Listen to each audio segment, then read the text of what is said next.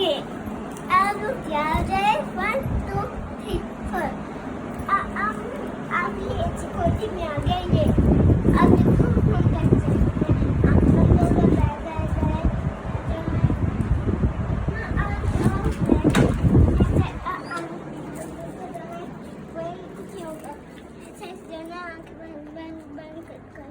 कुछ ही पता चलेगा हम लोग बैठ ऐसे आ जाएगी नॉर्मल ऐसे देखेंगे देखो आराम से पीछे आगे आगे पीछे ऐसे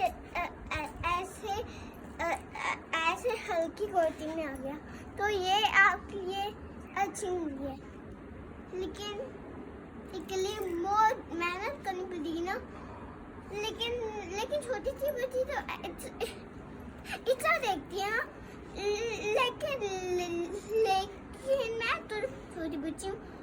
इससे हम थोड़ा सा सीख रहे इसलिए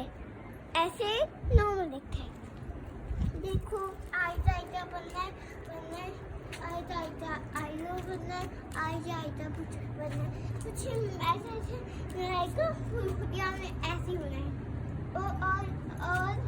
हम लोग इकली सीढ़ियाँ भी खाते हैं और क्या क्या करना है ऐसे हम लोग ऐसे चल भी सकते हैं सीढ़ियों से अब अगर आलू को ऐसे गिर जाए और ऐसे करने का दर को ना कर दे